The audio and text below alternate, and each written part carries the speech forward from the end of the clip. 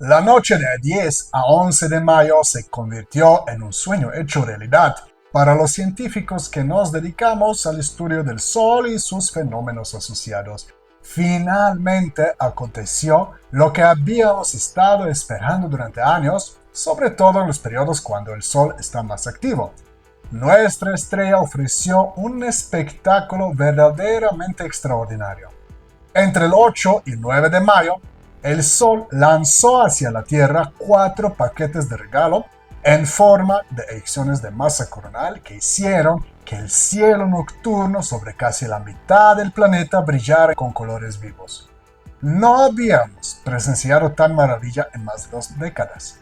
La tormenta geomagnética resultante se clasificó, según la agencia estadounidense NOAA, en la categoría más alta, G5, un acontecimiento que ocurre en promedio solo 4 veces durante un ciclo solar.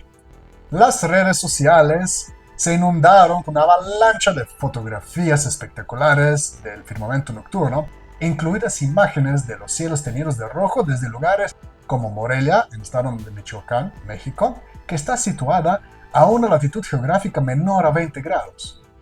Muchos hablaban de un evento histórico. Sin embargo, a pesar de disfrutar el espectáculo tanto en persona o a través de las pantallas de las computadoras, este acontecimiento no fue histórico después de todo. Faltaba un ingrediente clave.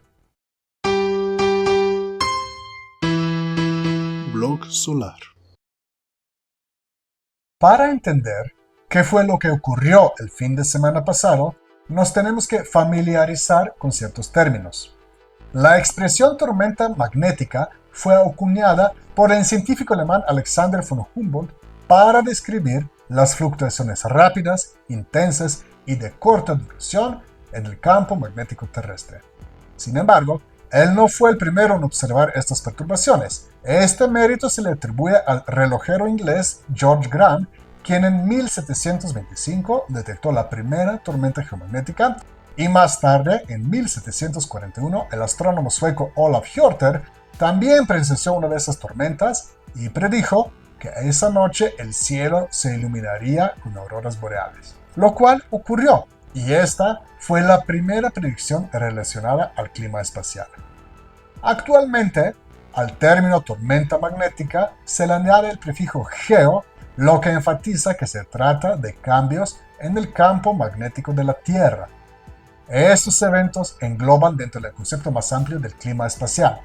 Las principales causas de las tormentas geomagnéticas más intensas son las eyecciones de masa coronal, que consisten en grandes nubes de gas ionizado y campos magnéticos provenientes de la corona solar. Estas eyecciones viajan a través del sistema solar a velocidades 2000 km por segundo y, si alcanzan a nuestro planeta, provocan perturbaciones en su entorno. Las eyecciones de masa coronal son más frecuentes durante los máximos de actividad solar, cuando ocurren varios de estos eventos cada día.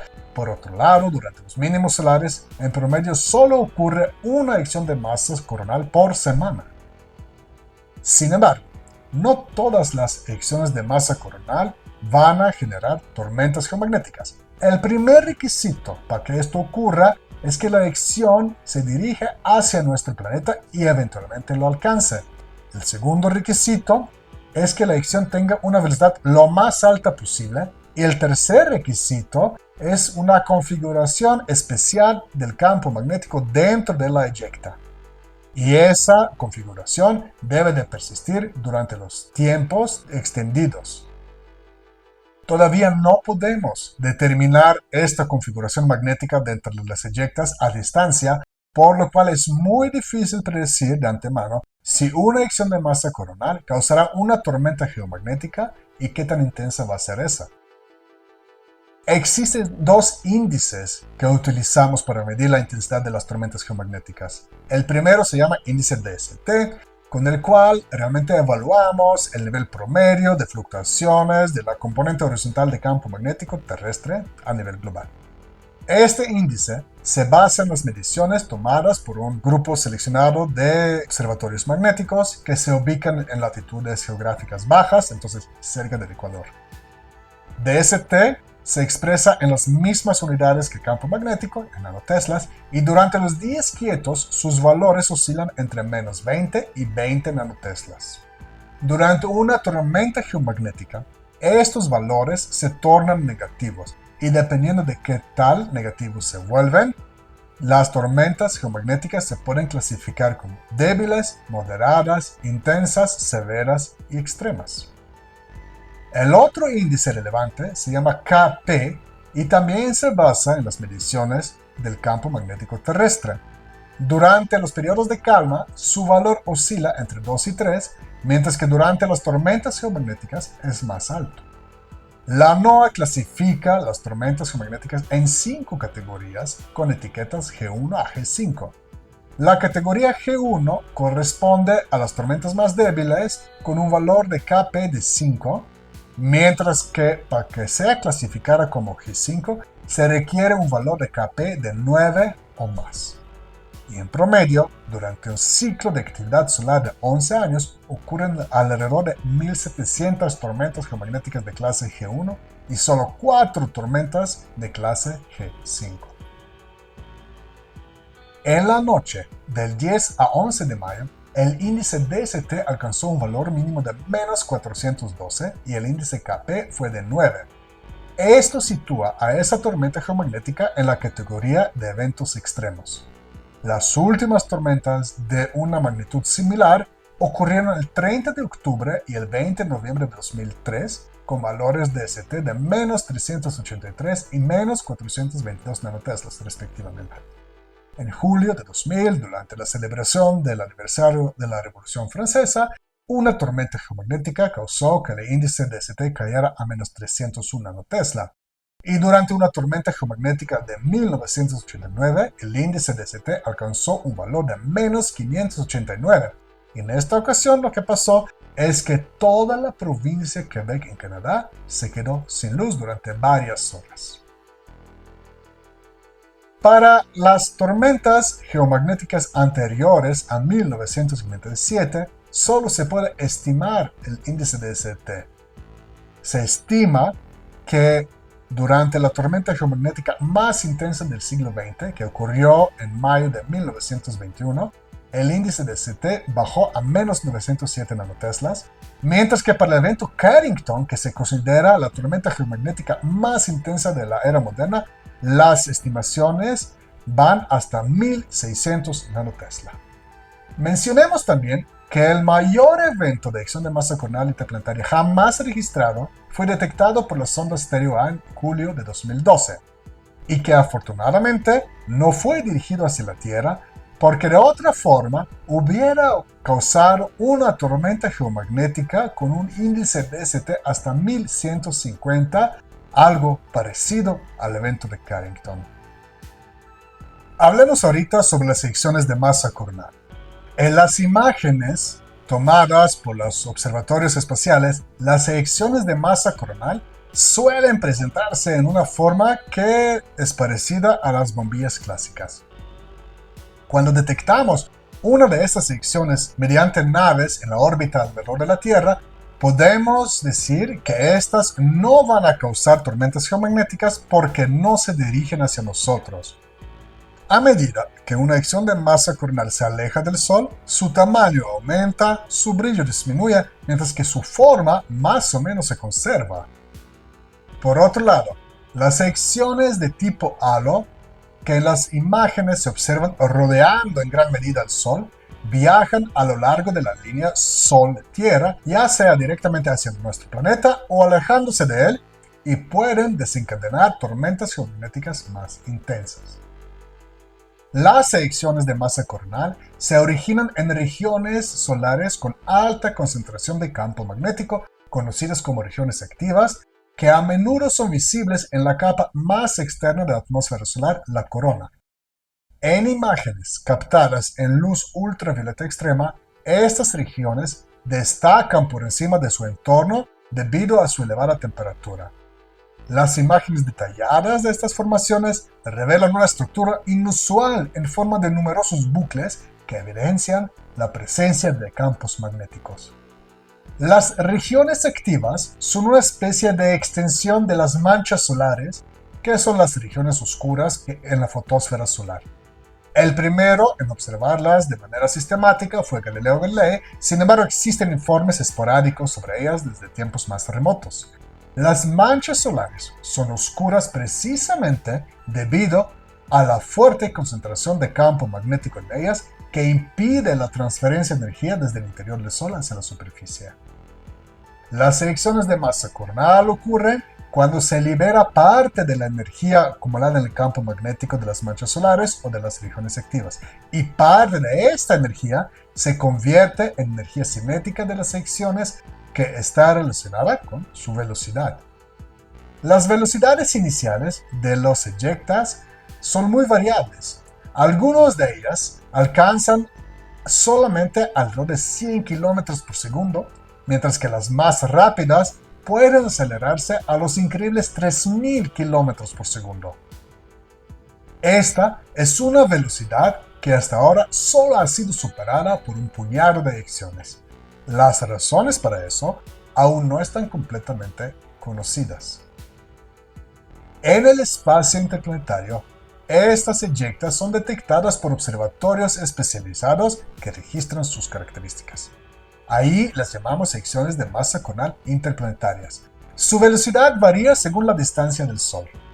En ocasiones, las eyectas más lentas son alcanzadas por el viento solar más rápido y se ven impulsadas en la dirección opuesta al Sol, lo que incrementa su velocidad.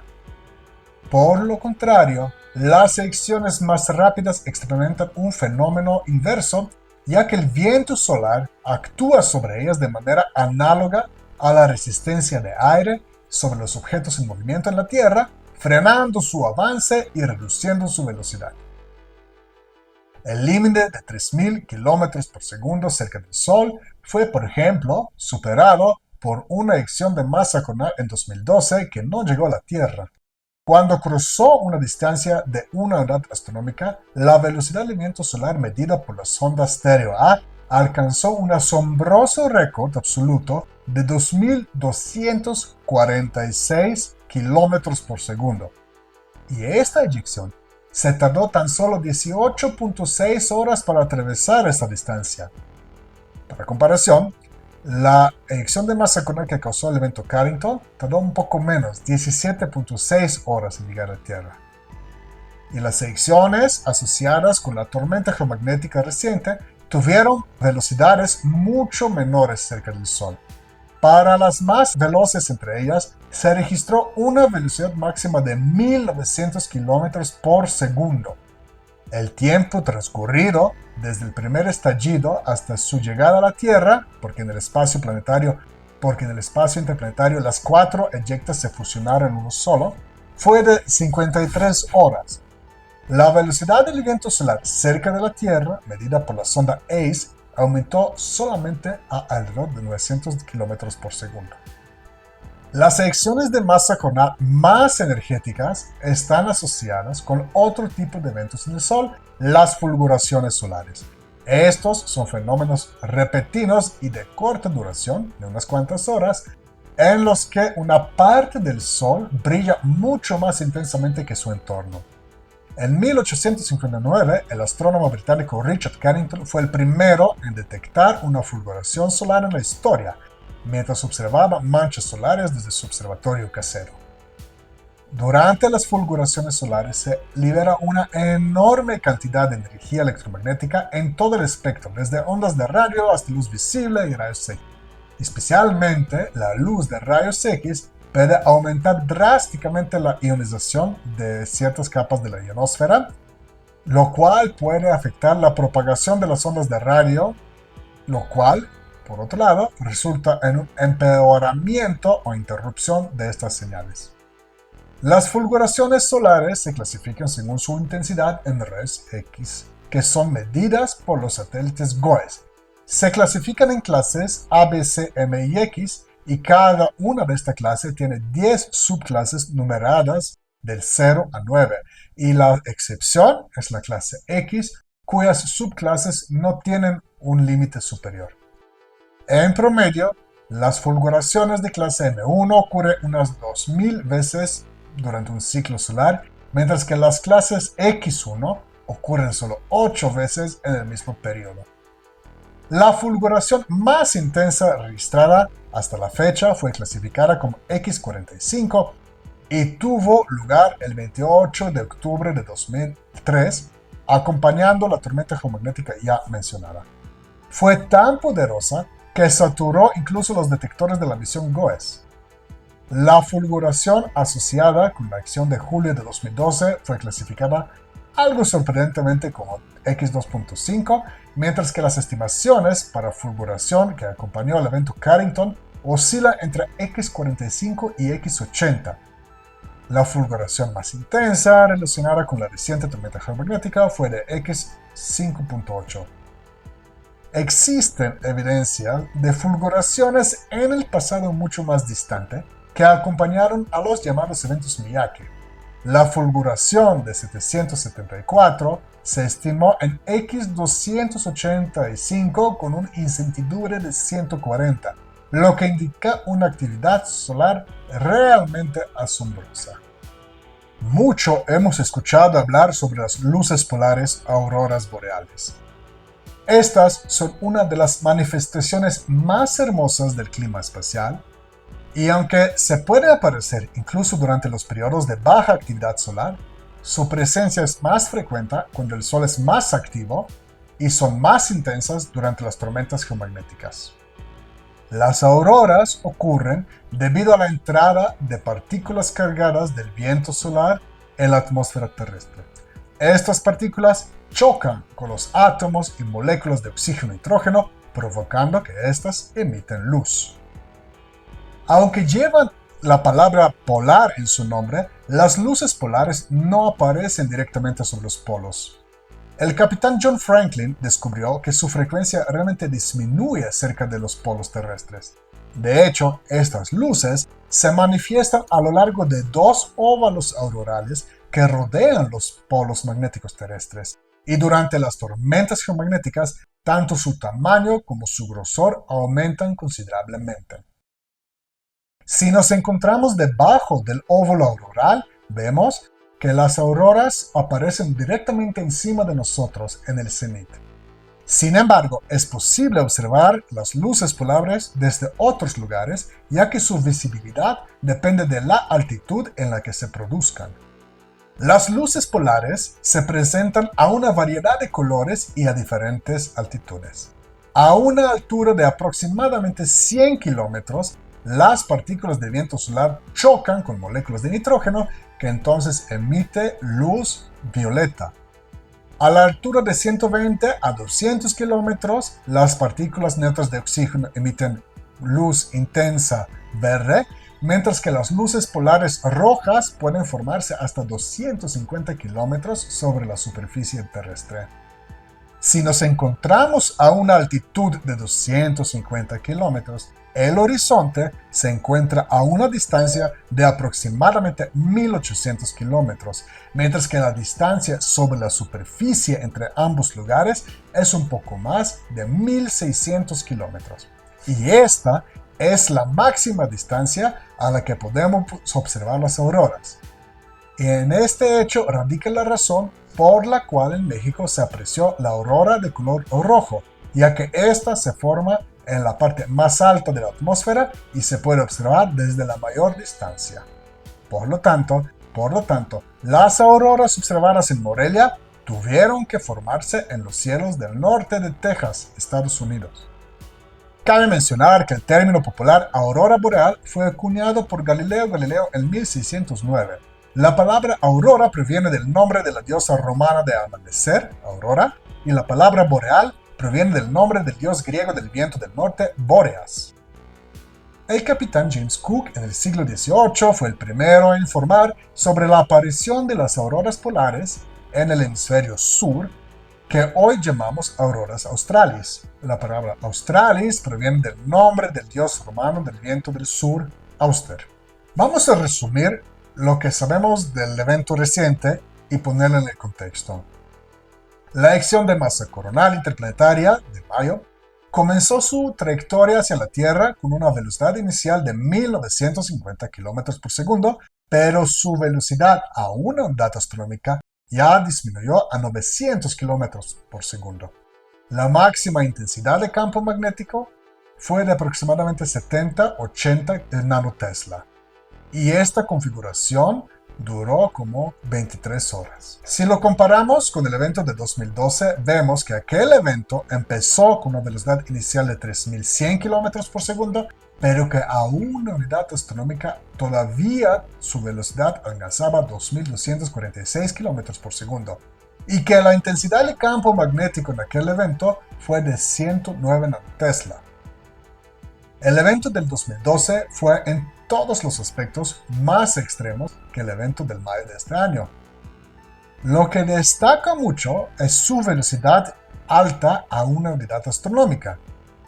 Hoy en día se cree que para una tormenta geomagnética excepcional se requiere más que una sola eyección de masa coronal prominente. Tanto en 2012 como este año, ambas eyecciones resultaron de la fusión de varias eyecciones de masa coronal sucesivas en el espacio interplanetario. Las eyecciones más rápidas, que comenzaron su viaje más tarde, alcanzaron a las eyecciones de masa coronal más lentas anteriores, lo que causó su fusión, su compresión y un aumento en la intensidad del campo magnético. Sin embargo, el evento del 2012 se destacó por otra peculiaridad. El hecho de que la velocidad de la eyección disminuyó solamente de 3000 a 2250 km por segundo se debió a que el viento solar delante de aquella eyecta tuvo una densidad extremadamente baja y el campo magnético interplanetario estaba radialmente dirigido fuera del Sol. Las eyecciones de este año viajaron en condiciones interplanetarias mucho menos favorables. La resistencia experimentada por la eyección de 2012, la resistencia causada por el viento solar sobre la eyección de masa coronal de 2012 fue mucho menor, lo que hizo que su velocidad disminuyera mucho menos. Y la razón por las condiciones favorables en 2012 radica en el hecho de que solo unos días antes de esta eyección, múltiples eyecciones previas habían ingresado al espacio interplanetario, dejándolo vacío y dejando el campo magnético interplanetario favorablemente peinado. A eso, hoy en día, lo llamamos preacondicionamiento. Para que una tormenta sea perfecta, son necesarias erupciones solares previas que preparan el terreno para las eyecciones posteriores. Y esa es la pieza fundamental que inevitablemente se requiere para una tormenta geomagnética histórica y que este año estuvo ausente. Nos podemos preguntar qué se puede esperar en los próximos meses. Según el sitio web de la agencia NOAA, se espera que la actividad solar alcance su punto máximo en la primera mitad del 2025. Para finales del 2027 se pronostica que la actividad solar disminuirá al nivel actual. Por lo tanto, existe la posibilidad de que el Sol repita el espectáculo de mayo e incluso lo supere, aunque la probabilidad de ello es bastante baja. Tanto el ciclo actual, identificado con el número 25, como su predecesor, son considerablemente más débiles que los ciclos solares que experimentamos en el siglo XX, lo que se traduce en menos manchas solares y por ende en menos erupciones. Sin embargo, ya está apareciendo en el Sol un grupo grande de manchas solares que parece ser muy activo. Así que dejémonos sorprender.